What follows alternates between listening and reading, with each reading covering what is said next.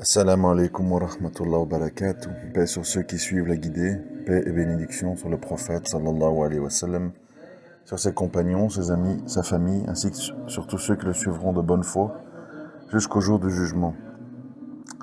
Alors hier je vous ai parlé rapidement du fait d'admettre l'échec, parce que tant que c'est pas admis, on peut pas réformer, on peut pas changer.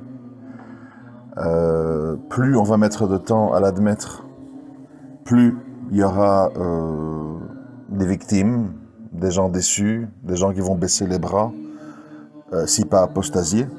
Et je vais expliquer pourquoi dans le message d'aujourd'hui.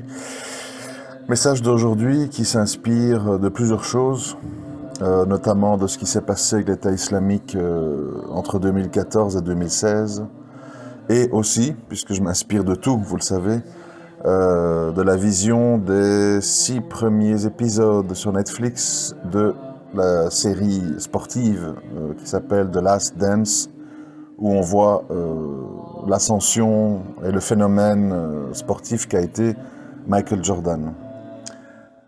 Tout ceci donc pour m'amener à des choses qui nous ramènent à nous, mais qui reposent sur des mêmes mécanismes structurels, sociologiques. Alors, ce qu'il faut comprendre, dans tout, en amour, dans la religion, dans nos rêves, dans les buts, les idéaux qu'on poursuit, c'est que l'être humain, la nature humaine, ils aiment les gagnants. Les gagnants, c'est-à-dire les gens qui font rêver, les gens qui sont sans faille, les gens qui nous rassurent, les gens qui nous font rêver, etc., etc. À partir du moment où on trouve un individu ou un groupement d'individus qui stimule en nous tout ce genre de réaction, on adhère, on se surpasse, on dépense de l'argent, on marche des kilomètres, on fait des sacrifices, parce que l'être humain est ainsi fait qu'il ne fonctionne pas au beau discours, il ne fonctionne pas à la logique, il ne fonctionne pas au raisonnement structuré. Le musulman et l'être humain en général fonctionnent sur la base de ce qui le stimule inconsciemment. Je veux dire, vous pouvez prendre des millions de beaux parleurs, de poètes, de gourous qui vont se retrouver au milieu de gens dans le désert, comme le prophète sallallahu alayhi wa sallam. Eh bien, la plupart d'entre eux vont échouer à mobiliser, à amener des gens à se sacrifier, à revenir vers Allah, etc. Ils vont échouer. Pourquoi ? Parce que l'inconscient des gens n'aura pas été touché. Qu'est-ce qui fait que vous entendez 10, 15, 20, 100 imams qui récitent le Coran et qu'il y en a un qui vous touche plutôt que les autres ? C'est des phénomènes inconscients, ce pas des phénomènes logiques. C'est des phénomènes basés sur le fait qu'ils rassemblent une série de choses, attitudes, voix, intonations, qui vous touchent. C'est ce qui arrive avec, dans tout, les grands sportifs, les chanteurs, etc. Évidemment, chacun est sensible à des choses différentes, mais on remarque en fait que les gens qui sont mondialement populaires, ils rassemblent tout ça. Donc, vous savez, les exemples sont multiples. Nous, les musulmans, on est souvent... vous remarquez en fait qu'on est souvent interpellés par le personnage afro-américain de Malcolm X, moi en premier, alors que fondamentalement, c'était pas un grand savant de la religion. Il faut le savoir quand même. C'était pas un grand savant de la religion. Il y a beaucoup de frères, même de petites mosquées ou quoi, qui ont un niveau de science plus élevé que lui. Mais, il avait l'engagement, il avait l'attitude, et il touchait donc à notre inconscient, qui fait que on est touché par ce qu'il dit, même si ce sont des choses parfois de base, comme quand il dit il me paraît impensable que des gens confient leurs enfants à être éduqués à leur pire ennemi. Donc, la même phrase dite par une personne qui nous touche inconsciemment, dite par quelqu'un qui ne touche pas, ça change beaucoup de choses. C'est la même chose dans le sport. puisque je vous dis que j'ai fait référence au sport. Beaucoup de gens se sont intéressés au monde de la boxe parce que Mohamed Ali, qui s'appelait à la base Cassius Clay, ou pour les plus jeunes, par après, Mike Tyson. Si vous enlevez ces deux boxeurs de l'histoire de la boxe, Tyson et Mohamed Ali, la boxe serait un sport pour initiés, passionnés, pas un sport, enfin un sport. Personnellement, je trouve pas que c'est un sport, mais c'est pas le débat du jour. Ce serait pas été un sport mondialement reconnu, avec de l'intérêt, avec des gens qui allaient voir un match de boxe, même qui ne regardaient jamais la boxe. C'est le même phénomène qui a eu lieu dans le basket avec Michael Jordan. Même des gens qui n'aimaient pas le basket, qui n'étaient pas intéressés par le basket, étaient séduits par le personnage et ils se sont donc intéressés à ce sport à cause de lui. Donc en fait, il y a des êtres humains qui vont au-delà de leur cadre, au-delà du cadre. C'est-à-dire, on a ça dans tous les sports, hein, je veux dire, Ayrton Senna en Formule 1, etc. Donc en fait, ce sont des sportifs qui, de par leur profil, ont touché inconsciemment la masse populaire mondiale et ont attiré vers eux l'intérêt au-delà des gens qui s'intéressent à ce qu'ils font. Et ça, c'est ce qu'on appelle les gens messianiques. C'est-à-dire, c'est des gens qui, pour des raisons qu'on ne peut pas toujours expliquer, arrivent à mobiliser. Et donc, pour revenir maintenant à des sujets plus terre-à-terre qui nous préoccupent, la crise dans laquelle les musulmans sont aujourd'hui, malgré que tout ce qu'on vous dit, on a 1,5 milliard, ceci, cela, etc., c'est que nous ne parvenons pas à avoir des personnalités, entre guillemets, messianiques, c'est une expression, comprenons-nous bien, symbolique en tout cas. Nous ne parvenons pas à avoir des personnalités messianiques qui émergent. C'est-à-dire qu'on est en fait encerclé, comme je l'ai dit hier, soit par des gens qui ont comme objectif des objectifs très limités en fait. C'est-à-dire qu'ils ont comme objectif de faire tourner leur petite boutique, leur petite mosquée, etc. Soit qui sont carrément risibles, comiques, ridicules, je pense à Chalgoumi, etc. Soit qui sont compétents, etc., mais qui sont malheureusement, qui ont une attitude très peu chaleureuse, qui ont peu de, comment on appelle ça, peu de charme. Et le charme, c'est important. Le charme dans le sens qu'à un moment donné, l'attitude, le regard, la répartie, la vivacité d'esprit font que des gens s'identifient et disent « Ah, voilà le gars que j'attendais, voilà le musulman qui me représente. » Et ça, malheureusement, on n'a pas. On n'a pas, malgré que nous sommes très nombreux, qu'on est dans tous les pays, etc. On n'a pas. Ce qui fait qu'il y a un vide. Et ce vide a permis, en 2014-2016, moi j'ai observé le phénomène de loin vu que j'étais incarcéré, a permis à un groupe comme l'État islamique, malgré ses dérives, malgré ses débordements, malgré ses discours et ses vidéos ultra clichés, ultra caricaturales, ça a permis à devenir un aimant. Pourquoi? Parce que justement, toutes les personnes en mal de représentation, en mal de héros, en mal de personnages messianiques, je me répète, ont vu des vidéos très bien faites, des montages très bien faits, et une attitude victorieuse. C'est ça l'histoire. L'humain, en majorité, est un petit peu lâche, si pas beaucoup, et veut rejoindre à un moment donné une personne ou un groupement de personnes qui représente à ses yeux la victoire, la fierté, l'honneur, la force, quel que soit le discours, quelle que soit la véracité de ces gens, etc. Et tout ceci vous explique pourquoi on en est là. On manque de personnages qui sont en phase avec notre époque, qui comprennent la communication, qui comprennent les priorités, quel interdit doit l'emporter sur quel autre, qu'est-ce qui est plus important, etc., etc. Et on déborde de gens ultra techniques ou ultra laxiste, c'est au choix, parce que c'est souvent entre les deux. Et donc, il y a du vide.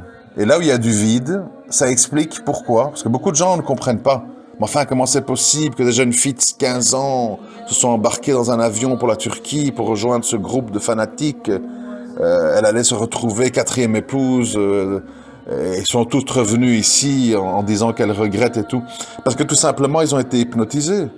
Ils ont été hypnotisés, charmés, séduits par un groupe qui a compris l'attente des musulmans.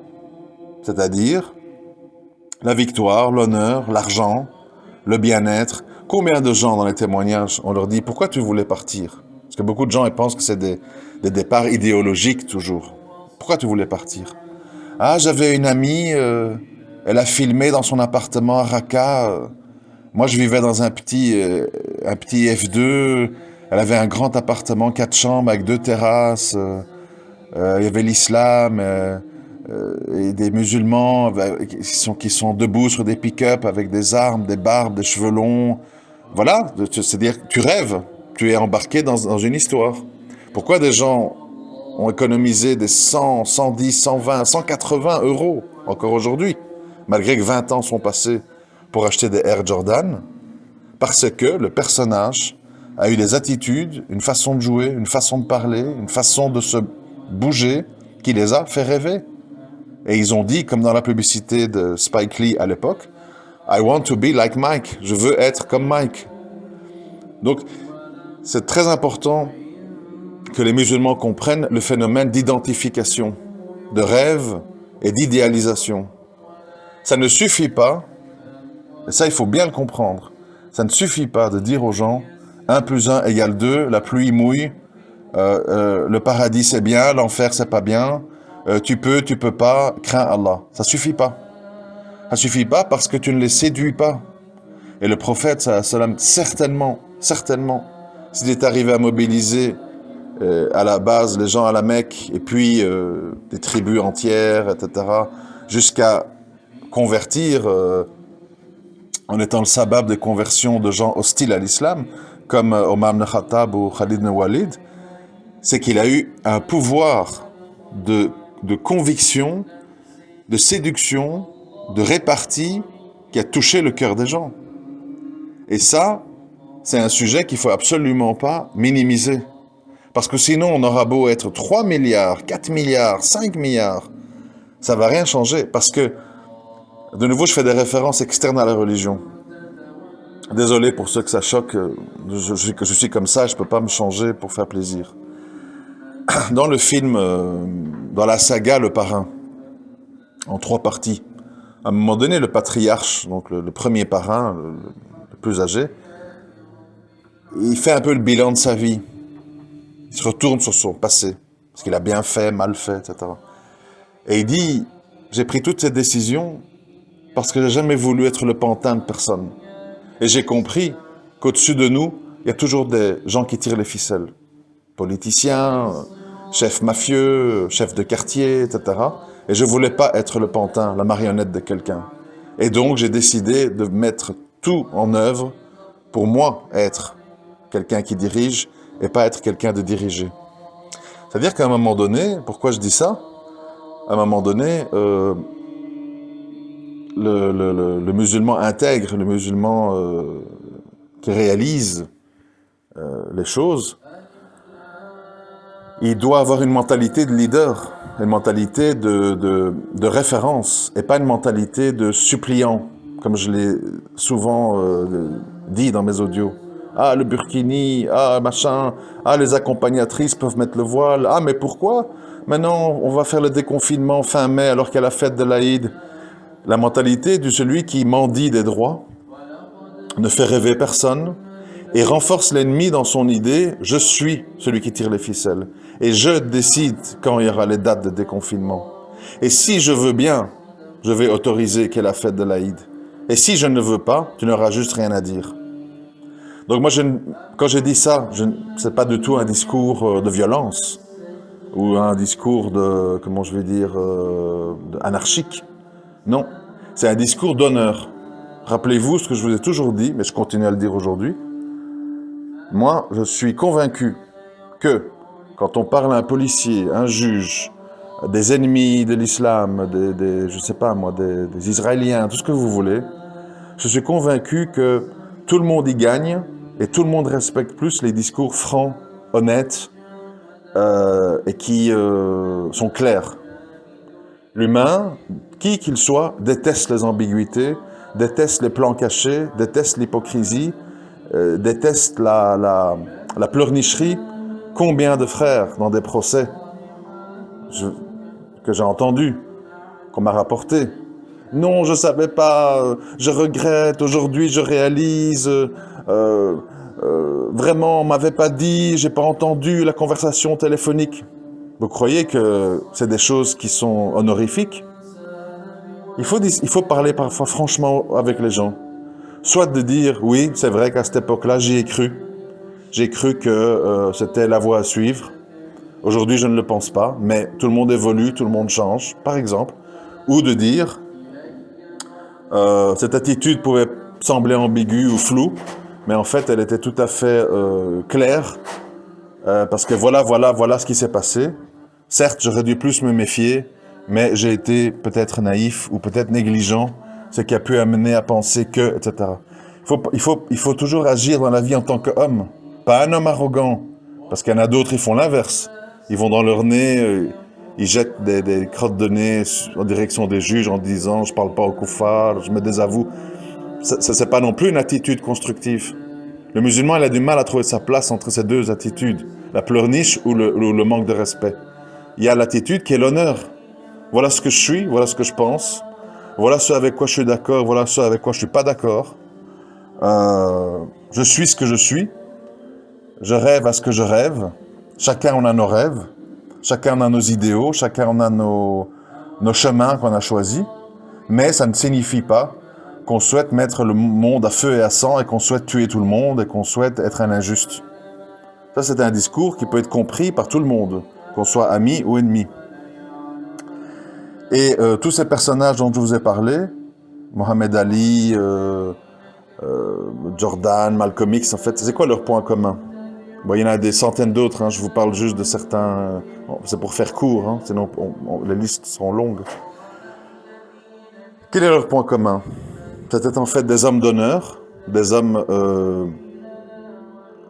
durs dans leurs convictions, honnêtes, francs du collier, comme on dit, qui ne jouaient pas des jeux, qui ne faisaient pas des stratégies, et qui exposaient clairement leur point de vue, assumaient les conséquences, avaient le courage de revenir après des blessures. Après avoir gagné 3 championnats, Jordan a eu son père assassiné, et il a accusé le coup, il s'est retiré pendant 1 an, et puis il est revenu, il a regagné 3 championnats. Donc ce sont des gens en fait qui se relèvent, ils se relèvent des épreuves, ils se relèvent des humiliations. Mohamed Ali, je crois qu'il était en prison parce qu'il n'a pas voulu faire la guerre du Vietnam, enfin, etc. C'est toujours le même profil. C'est les profils de gens de mâles alpha, c'est-à-dire d'hommes qui ne sont pas des brutes épaisses, ignorantes, qui tapent dans le tas, etc. C'est pas ça. Ce sont des gens structurés, des gens organisés, des gens charismatiques et des gens auxquels on a envie de ressembler. On a envie de ressembler. Le monde entier, noir, blanc, asiatique, etc., quand vous aviez... si vous allez au Japon, qui est un pays un peu fermé, un peu raciste et tout, eh bien, c'est des gens qui étaient à l'aéroport, occupés à hurler quand débarquaient chez eux Michael Jackson, Michael Jordan, Mohamed Ali et autres, parce que les gens auxquels on a envie de s'identifier, ça va au-delà des races, des appartenances, des religions, tout le monde s'en fout à ce moment-là. Parce que le personnage représente une vision qui nous porte, qui nous transporte et qui nous amène à vouloir, à ce moment-là, faire des sacrifices. Comment voulez-vous que des gens quittent leur famille, leur sécurité, leurs habitudes, s'ils ne sont pas transportés par un rêve? Ce n'est pas possible. Les gens ne peuvent pas se sublimer face à de la logique froide. Oui, ils vont dire, oui, tu as raison, comme quand on écoute une conférence sur YouTube, ah oui, c'est intéressant, mais tu n'es pas transporté. Et donc, ce que je voudrais dire, c'est que ce qui manque aujourd'hui par rapport aux musulmans, c'est des personnages, bien sûr, qui ont un niveau de science, bien sûr, qui parlent l'arabe, etc., qui arrive à transporter les gens, qui arrive à sourire, qui arrive à toucher le cœur des gens, pas uniquement leur cerveau, le cœur, qui arrive à être facile d'accès, qui parle sans tabou, qui arrive à évoquer des problèmes qui touchent tout un chacun, qui arrive à comprendre le niveau des gens et qu'il faut donc parfois accepter que on peut pas être ultra exigeant avec tout le monde, surtout de prime abord, etc. C'est toute une psychologie. Et si vous voulez comprendre pourquoi l'échec de ce que j'ai raconté hier, parce que je suis d'accord que c'était un peu rapide, un peu dur à encaisser, ben c'est à cause de tout ça. On a cru que dire aux gens 1 + 1 = 2, ça suffisait pour les séduire. Non, non.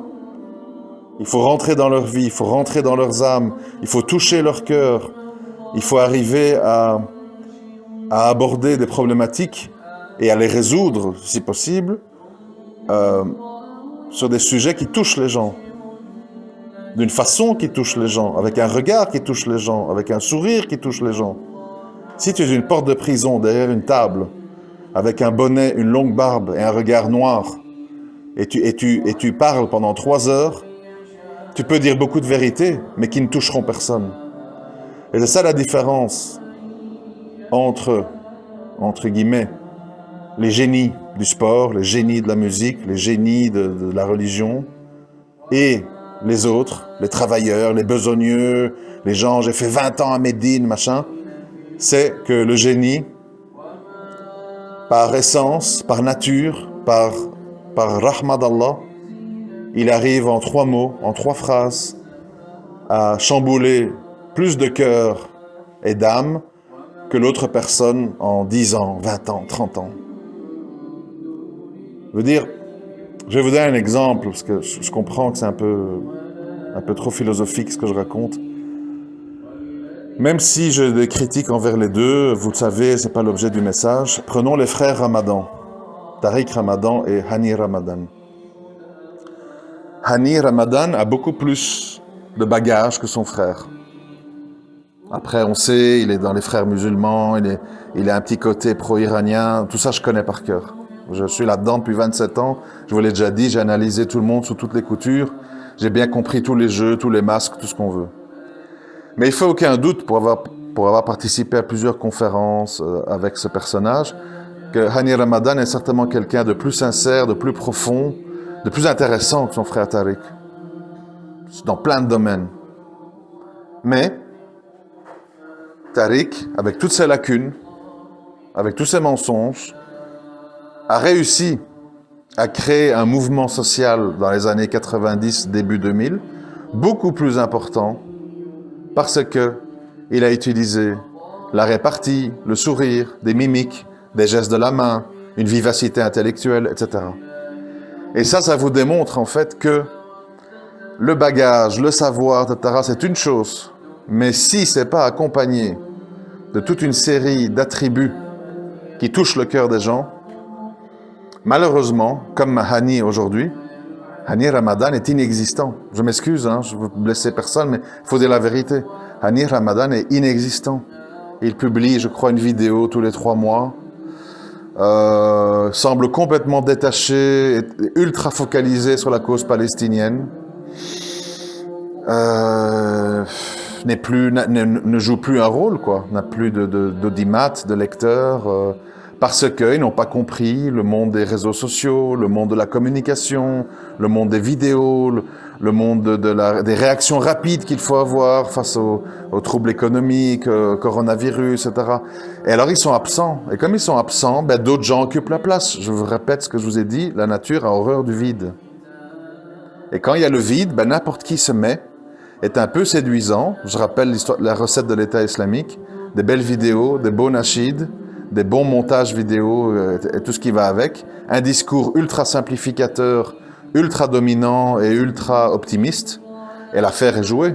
On s'est retrouvé avec un flux de milliers de gens qui ont soutenu, rêvé, voyagé, et qui aujourd'hui, se cachent, parce qu'ils ont compris comme toute personne qui s'est fait embarquer dans des sectes, que c'était en fait une illusion, puisqu'il n'y avait pas d'armes perfectionnées, il n'y avait pas de structure, il y avait juste Raqqa et Mossoul qui étaient sous contrôle, des armes volées à l'Amérique et de l'argent volé aux banques irakiennes et qui permettaient de financer tout ça avec la vente de pétrole.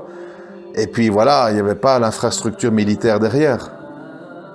Mais voilà, maintenant tout ça est fait et les gens sont face à la réalité. Donc, je vous explique tout ça en fait dans le but de vous amener à comprendre pourquoi on en est là, qu'est-ce qu'on devrait espérer.